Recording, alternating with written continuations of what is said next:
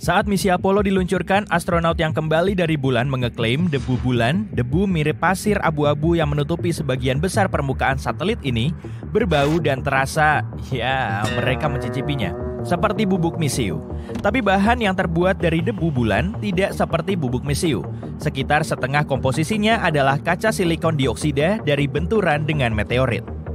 Meteorit menghantam permukaan bulan dengan kecepatan yang luar biasa. Wow, sehingga suhu yang tinggi membuat lapisan atas tanah melebur menjadi kaca dan benturan itu langsung menghancurkannya, menciptakan debu abu-abu yang lengket. Bahan debu bulan lainnya adalah mineral seperti besi, kalsium, dan magnesium. Sementara bubuk mesiu kuno sebagian besar terdiri dari kalium nitrat, arang, dan belerang. Dengan kata lain, bau debu bulan seharusnya tidak seperti bubuk mesiu, tapi begitulah adanya. Selain itu, saat astronot membawa sampelnya kembali ke bumi, baunya tidak tersisa sama sekali. Salah satu penjelasannya mungkin bahwa bulan mirip dengan gurun pasir bumi seperti Sahara yang sangat kering dan gersang. Saat mengendus udara di gurun, kamu tak akan mencium bau apapun. Tapi kalau hujan turun di sana, kelembapannya akan menimbulkan berbagai bau dari tanah yang sebelumnya terperangkap di pasir kering. Dengan debu bulan, mungkin serupa, saat berada di permukaan bulan, debu bulan tak berbau sama sekali, meski para astronot tak bisa mengendusnya sambil mengenakan pakaian antariksa. Namun, saat dibawa ke dalam modul pendaratan, debu itu bersentuhan dengan uap air di udara dan mulai mengeluarkan bau aneh. Alasan lainnya mungkin adalah reaksi debu bulan terhadap angin surya. Partikel terionisasi dari matahari menghantam permukaan bulan yang tanpa pelindung dan menetap di sana. Tak ada atmosfer tebal untuk melindunginya dari ion tersebut. Jadi, ion itu bergerak dengan bebas langsung ke tanah. Ion ini sangat ringan sehingga bisa terbang dan menguap dengan sedikit dorongan. Dan saat para astronot membawa sampel debu bulan ke modul pendaratan, partikel-partikel itu mungkin mulai bergerak dan mengeluarkan bau. Ini mungkin juga menjelaskan kenapa bau sampel ini tidak tersisa saat dibawa kembali ke bumi. Karena sangat ringan, partikelnya mungkin terbang dari sampel yang sudah ada di modul pendaratan dan saat ditaruh di wadah kedap udara hanya ada sedikit atau tak ada ion yang tersisa di dalamnya. Penjelasan lain adalah wadah kedap udara itu tidak terlalu kedap udara. Debu bulan pada dasarnya adalah kristal yang sangat kecil dengan ujung yang sangat tajam. Debu bulan pun membuat sayatan kecil di segel, sehingga udara dan kelembapan bisa masuk, sehingga partikel terionisasi bocor keluar dari wadah. Para ilmuwan meyakini mereka harus mempelajari debu bulan di permukaan bulan itu sendiri, untuk mengetahui segala sesuatu tentang sifatnya. Ada ratusan ribu kawah di permukaan bulan yang dibuat oleh asteroid jatuh, tapi salah satunya menarik banyak perhatian. Ternyata ini bukan hanya kawah tumbukan, melainkan sebuah tabung yang mirip sekali dengan pintu masuk ke sistem gua. Para ilmuwan menemukan pola gema tertentu yang menunjukkan adanya area berongga di bawahnya. Mereka menemukan lebih banyak pola gema di beberapa tempat di dekat lubang, jadi mungkin ada lebih banyak tabung bulan di sana. Tapi di tabung besar ini, kamu bisa menaruh satu lapangan sepak bola. Para peneliti meyakini mungkin ada negeri ajaib geologis di bawah permukaan bulan. Itu bisa menjadi tempat berlindung yang bagus bagi astronot di bulan, atau bahkan menjadi pelabuhan bagi koloni bulan. Tak ada yang pernah berhasil tinggal di bulan selama lebih dari 3 hari karena kondisi satelit ini. Kisaran suhu yang luas, atmosfer rendah, serta tak ada medan magnet yang melindungi kehidupan di permukaan dari hal-hal seperti radiasi atau angin surya. Astronot memakai pakaian antariksa. Pakaian ini tak bisa melindungi mereka dalam jangka waktu lama, tapi tabung lava bisa. Saat mendingin, aliran lava menjadi punya lapisan kerak keras yang kemudian menebal dan menciptakan atap di atas lava yang sama. Itu terus mengalir, tapi saat berhenti, salurannya bisa mengering dan begitulah tabung kosong muncul. Planet kita juga punya tabung lava, tapi tak sebesar yang ada di bulan. Pada tahun 1178, aku belum lahir saat itu, setidaknya 5 orang di Inggris mengeklaim mereka melihat bulan terbelah menjadi 2 dari ujung atasnya. Saat itu, bulan sedang berbentuk bulan sabit. Saat retakan melebar, api mulai berkobar darinya, yang digambarkan oleh seorang biksu sebagai obor menyala yang memuntahkan api, bara panas, dan percikan api. Kemudian, bulan mulai bergeser dan berdenyut, tapi itu segera berhenti dan berubah warna menjadi lebih gelap. Namun, peristiwa itu tak mendapat banyak perhatian dari para ilmuwan hingga paruh kedua abad ke-20. Para peneliti mempelajari kronik tersebut dan menemukan ada kawah besar selebar 22 km di permukaan bulan di tempat yang dijelaskan dalam buku tersebut. Hanya asteroid sangat besar yang bisa meninggalkan bekas luka seperti itu di permukaan bulan. Dan saat menyelidikinya lebih dekat, mereka menemukan bahwa itu lumayan baru menurut standar astronomi, bahkan itu bisa saja muncul sekitar 800 tahun yang lalu. Tapi kalau begitu, jutaan fragmen dari asteroid dan bulan juga seharusnya menabrak bumi. Dan orang-orang seharusnya melihat hujan meteor luar biasa. Itu pasti sangat cerah dan seharusnya tercatat di dalam arsip. Tapi itu tidak terjadi. Selain itu, banyak ilmuwan berpendapat bahwa kawah tersebut tidak semudah kelihatannya. Teori yang paling populer dan dibenarkan adalah usianya sekitar 1 hingga 10 juta tahun. Jika itu memang baru muncul 800 tahun lalu, sebagian permukaan bulan di dalam dan sekitar kawah pasti masih hangat akibat benturan. Penjelasan yang paling masuk akal tentang apa yang sebenarnya terjadi pada tahun 1178 adalah para pengamat sangat beruntung karena melihat asteroid jatuh ke arah bumi dan terbakar di atmosfer planet kita. Tontonan itu pasti luar biasa, dan jika dilihat dari sudut yang tepat, ledakan asteroid itu bisa benar-benar terlihat seperti ledakan bulan. Itu sebabnya cuma ada sedikit saksi dari fenomena ini, tempat yang tepat untuk melihat pertunjukan ini. Seperti yang terjadi, hanya selebar beberapa kilometer. Untuk peristiwa nyata di bulan, air dan oksigen secara tak terduga ditemukan di sana belum lama ini. Air mungkin dibawa ke satelit ini oleh asteroid yang menghantam permukaannya. Banyak diantaranya membawa molekul H2O dan sisanya menetap di bulan dalam jumlah kecil setelah benturan. Tapi, cuma ada sedikit air yang berharga di sana.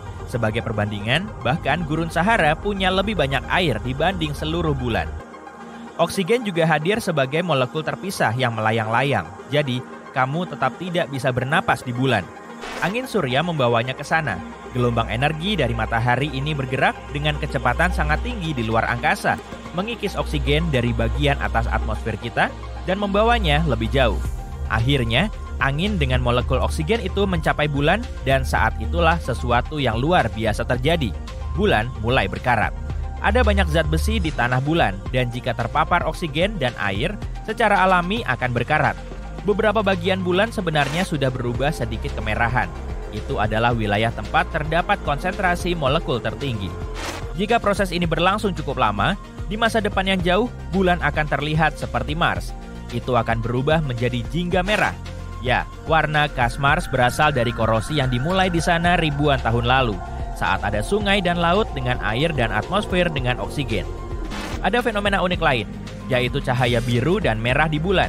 Mereka bisa dilihat saat bulan sabit. Kilatan itu datang dan pergi dengan sangat cepat, hampir seperti kilat. Dan kamu pernah ngelihat sisi lain bulan nggak? Pasti belum pernah kan? Tapi bisa aja kamu pernah ngelihat fotonya. Kira-kira kenapa ya dua sisi bulan bisa kelihatan beda banget? Kamu pasti udah penasaran. Ya udah sini aku kasih tahu aja. Kita nggak bisa ngelihat sisi lain bulan. Katanya sih karena bulan nggak berputar pada porosnya. Padahal nggak gitu juga. Bulan kita tetap berputar kok, tapi kecepatan rotasi bulan sama kayak gerakan orbitnya. Inilah yang disebut dengan penguncian pasang surut. Pada tahun 1959, sisi jauh bulan akhirnya bisa diamati berkat misi Soviet Luna yang disusul dengan program Apollo Amerika Serikat. Berdasarkan foto awal yang dijepret Luna 3 dan pesawat antariksa lain, sisi jauh bulan ternyata lebih berkawah. Lanskapnya lebih mirip kayak Merkurius atau satelit Jupiter, Callisto. Tampilannya beda banget dari bulan yang biasa kita lihat. Dan dari sinilah kita jadi tahu sisi lain bulan yang kelihatan beda banget. Beneran, coba aja lihat sendiri. Di sisi dekatnya, kerak bulan lebih mulus dan tipis. Bercak gelap yang cantik ini dinamakan dengan mare bulan atau sisa-sisa terakhir dari aliran lava purba dan umurnya sudah lebih dari 3 miliar tahun. Sedangkan sisi jauh bulan kelihatan lebih tebal dan dipenuhi kawah.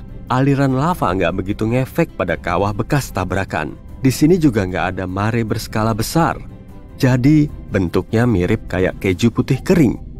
Nah, menurutmu sisi dekat bulan kelihatan jauh lebih cantik nggak? Jangan lupa komen di bawah ya. Perbedaan yang mencolok ini baru ditemukan 50 tahun yang lalu.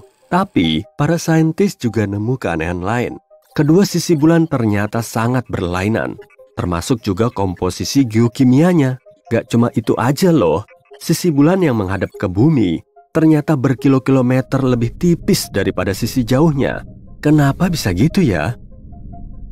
Bagi para saintis, fenomena ini masih dianggap misteri, lalu mereka mulai merumuskan banyak teori.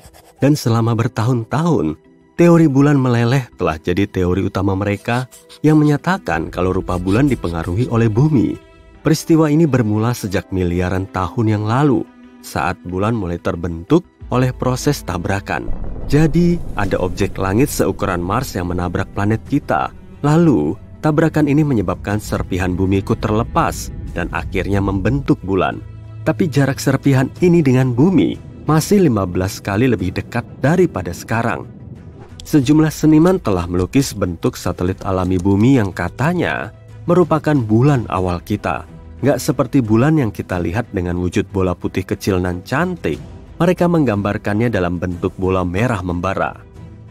Serpihan itu tetap ada di sekitar bumi setelah terlepas dan beberapa saat kemudian mengalami penguncian pasang surut. Pasca tabrakan, kondisi bumi masih sangat panas. Di mana-mana ada api dan genangan lava. Suhu bumi masih berada di angka 2480 derajat Celcius. Padahal, cuma salah satu sisi bulan yang selalu menghadap ke bumi. Sehingga sisi ini jadi agak meleleh. Makanya, permukaan bulan di sisi dekatnya lebih tipis daripada sisi jauhnya.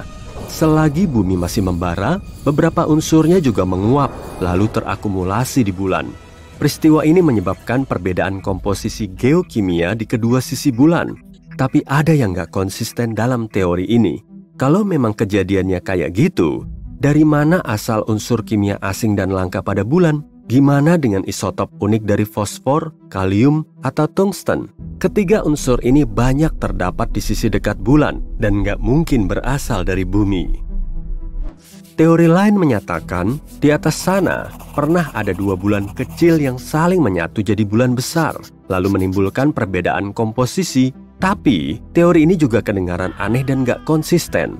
Transisi di kedua sisi bulan dinilai terlalu mulus. Kalau memang bulan kita berasal dari dua bulan kecil, transisinya pasti kelihatan jelas. Teori ini bikin para saintis makin bingung. Tapi baru-baru ini, mereka bisa mengamati proses di dalam bulan dengan pengorbit Grail milik NASA. Pengorbit ini mengelilingi bulan selama 1 tahun untuk memetakan dan mempelajari komposisinya. Dengan data ini, para saintis bisa membuat 360-an simulasi komputer yang berisi objek penabrak dengan beragam ukuran dan kecepatan. Setelah membuat perbandingan, mereka bisa nentuin hasil simulasi yang paling mirip dengan bulan di zaman now. Dan akhirnya, mereka bisa mecahin misteri yang sudah ada selama 50 tahun ini. Ternyata, penyebabnya adalah tabrakan dengan planet Katai. Tabrakan ini terjadi 4,3 juta tahun lalu, dengan objek yang sedikit lebih besar dari Ceres. Jadi, Ceres adalah salah satu planet Katai di tata surya kita. Diameternya 933 km, kurang lebih seukuran Prancis atau Jerman. Benda raksasa ini menabrak bulan di dekat kutub selatannya. Efek benturannya super kuat hingga mengubah wujud bulan. Tabrakan ini juga ninggalin jejak hingga sejauh 5.630 km. Kalau kamu naik pesawat, jarak segitu harus ditempuh selama 14 jam. Kawah ini menyelimuti seluruh sisi dekat bulan. Tabrakannya telah merusak mantel bulan dan membentuk basin kutub selatan Aitken atau SPA Basin. Berdiameter 2.570 km atau seukuran Inggris Raya dan Jerman. Formasi basin ini merupakan kejadian penting dalam sejarah bulan, karena basin ini juga menjadi kawah bekas tabrakan terbesar kedua di tata surya kita. Tabrakan tersebut juga menyebabkan gelombang panas kuat di seluruh bulan. Gelombang ini kemudian menyebarkan sisi mineral panas dan langka yang teramati oleh para saintis di sisi dekat bulan. Makanya, di sisi cantik ini ada banyak Procellarum Crypterae atau PKT. Sederhananya, ada anomali komposisi yang terdiri dari konsentrasi kalium, fosfor, dan unsur langka lain seperti thorium. Semuanya material ini dilimpahkan untuk kita dari antariksa yang luas. Sepanjang sejarah, Bulan telah bertubi-tubi digempur benda langit lain. Semua tabrakan ini membuat kawah yang udah besar jadi semakin dalam. Dan mantel di sisi dekatnya terus menipis setiap tahun.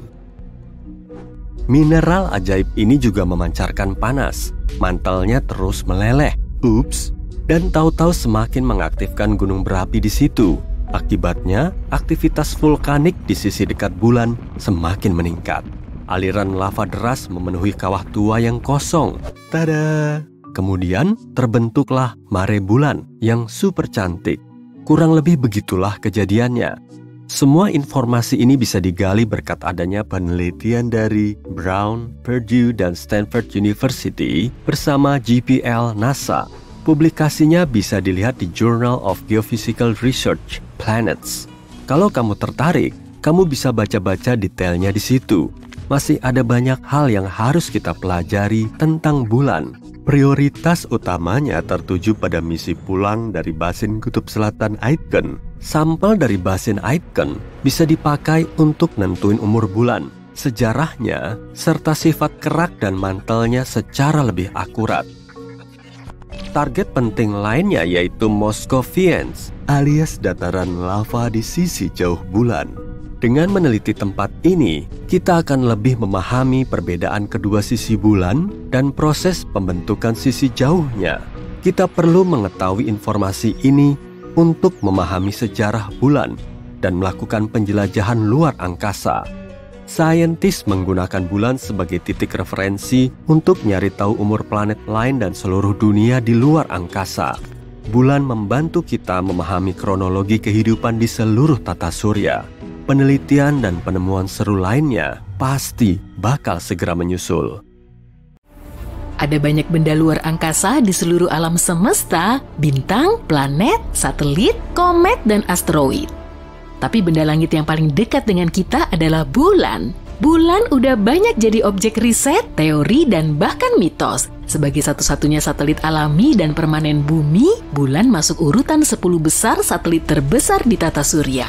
Satelit alami bumi ini berada di lengan spiral luar galaksi Bima Sakti. Planet lain di tata surya, misalnya Mars atau Jupiter, punya banyak satelit lain.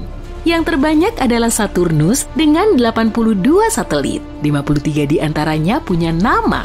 Mau disebutin satu persatu? Enggak? Oke, lanjut aja.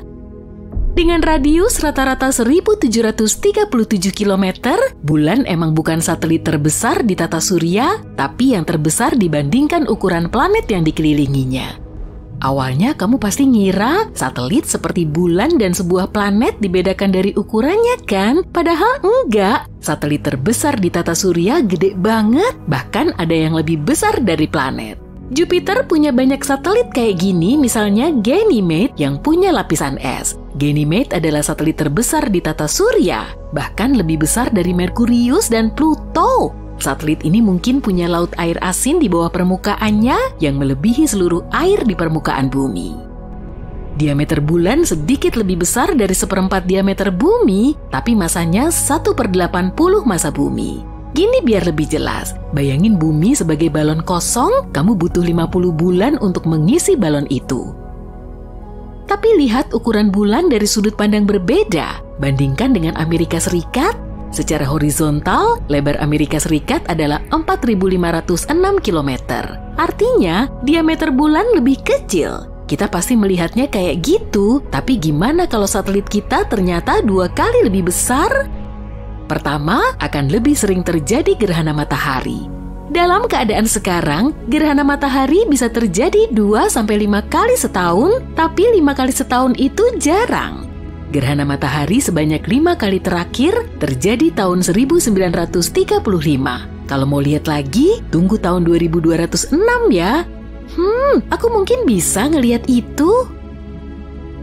Matahari dan bulan kayak seukuran kalau dilihat dari bumi, tapi nggak kaget juga sih kalau bintang yang kita kelilingi ini ternyata jauh lebih besar.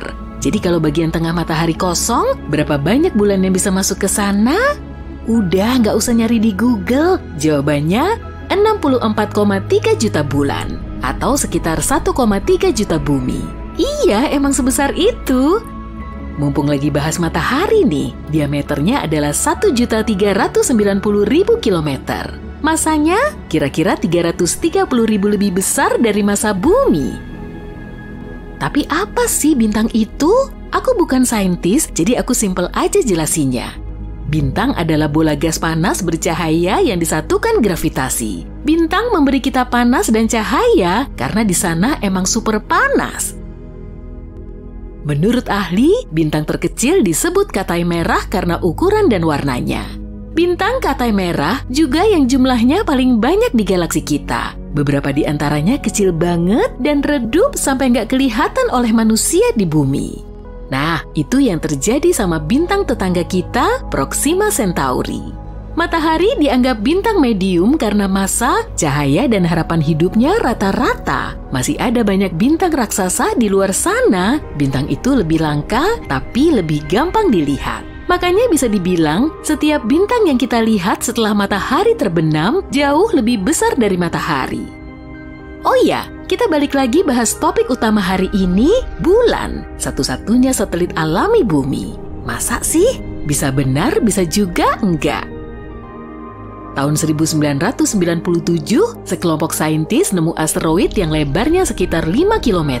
Asteroid ini tertangkap cengkraman gravitasi bumi. Nah, asteroid ini mirip satelit planet kita. Nama asteroid ini Krunya. Asteroid ini butuh 770 tahun untuk mengelilingi bumi. Krunya juga kelihatannya bakal mengitari bumi seenggaknya 5.000 tahun lagi. Bulan juga mulai menjauh dari kita. Tiap tahun, bulan menahan sebagian energi rotasi bumi dan menggunakannya untuk menjauh 4 cm di orbitnya. Kalau data yang ada sekarang benar, waktu bulan terbentuk, jaraknya sekitar 22.530 km dari kita. Jaraknya sekarang rata-rata 385.000 km. Lalu apa yang terjadi saat bulan udah jauh banget? Pastinya nggak ada lagi lagu Moon River, Fly Me to the Moon, How High the Moon. Nggak akan ada pasang surut di laut, dan malam bakal makin gelap. Musim bakal kelihatan beda banget, begitu juga panjang siang hari. Berdasarkan perhitungan sains, peristiwa ini bakal terjadi 50 miliar tahun lagi. Jadi nggak usah buru-buru nimbun senter ya, kecuali kalau kamu emang suka koleksi aja. Nah, ada lagi yang bikin khawatir nih. Matahari semakin terang 10% setiap 1 miliar tahun. Nggak usah dihitung, tapi singkatnya, mungkin aja jauh sebelum bumi ditinggalkan bulan, matahari udah melahap keduanya. Ya ampun, serem banget. Tapi hey, kenapa planet disebut planet dan kenapa bulan bukan termasuk planet? Bulan emang lebih besar daripada beberapa benda lain di tata surya, yaitu planet. Gini, planet adalah benda langit yang melakukan 3 hal. Mengorbit bintangnya, bukan yang lain. Cukup besar untuk berbentuk bulat karena gravitasinya. Terakhir, punya kekuatan untuk menangkal debu atau puing di orbitnya saat mengelilingi matahari. Jadi kita menerima fakta kalau bulan nggak mengorbit matahari, tapi nggak benar-benar mengorbit bumi juga sih. Keduanya mengorbit suatu titik yang ada di tengah-tengahnya, yaitu barycenter. Letaknya sekitar 1.600 km di bawah permukaan bumi, tapi masih 4.800 km dari pusat planet kita. Karena barycenter ini terletak di bawah permukaan bumi, kita nggak menganggap bulan sebagai planet. Biar jadi planet, ukuran bulan harus sepertiga lebih besar atau jaraknya harus sepertiga lebih jauh agar barycenternya nggak tergantung sama permukaan bumi. Bulan emang punya ciri-ciri lain yang mirip planet, makanya benda langit ini spesial di tata surya kita. Pertama, bulan punya kerak, mantel, dan inti. Geologinya juga aktif dengan peristiwa seperti gempa bumi. Iya bener, namanya gempa bulan. Hei, apalagi yang ada di bulan ya? Ayo lanjut penjelajahan luar angkasa kita. Tunggu, gak kedengeran ya? Emang gak bakal bisa karena luar angkasa benar-benar hening. Gak ada atmosfer di luar angkasa, jadi suara gak punya medium atau jalan untuk merambat. Duh, jangan deket-deket Venus deh kalau mau menjelajah luar angkasa. Venus adalah planet terpanas di tata surya. Suhu permukaan rata-ratanya sekitar 450 derajat Celcius. Pasti karena itu planet yang paling dekat ke matahari kan? Salah! Kalau gitu yang paling panas adalah planet yang paling dekat ke matahari, yaitu Merkurius. Itu juga salah, karena planet ini nggak punya atmosfer untuk mengatur suhu, fluktuasi di planet ini lebih besar. Kalender kamu juga bakal kacau di Venus karena 1 hari di permukaannya sama dengan 1 tahun di bumi. Soalnya rotasi Venus pada porosnya lambat banget, butuh 243 hari bumi untuk menyelesaikan harinya. Kalau kamu mau mampir ke Mars, hati-hati sama sunset biru di sana ya. Menurut pakar NASA, ada debu halus yang bikin warna biru di dekat bagian langit matahari jadi jauh lebih kelihatan di Mars. Ada yang suka berlian? Yuk berangkat, karena ada planet yang terdiri dari berlian. Ukurannya 2 kali ukuran bumi, konon planet itu sebagian besar dilapisi grafit dan berlian. Harga pakaian luar angkasa sekitar $12 juta atau 170 miliar rupiah. Tapi itu bakal keganti kalau kita pergi ke planet itu kan? Kalau kamu nggak mau menjelajah luar angkasa dan lebih suka tinggal di bumi, ada kabar baik nih. Ada lebih banyak pohon di bumi daripada bintang di galaksi kita Bima Sakti. Kita tahu ada sekitar 3 triliun pohon di bumi dan sekitar 100-400 miliar bintang di galaksi.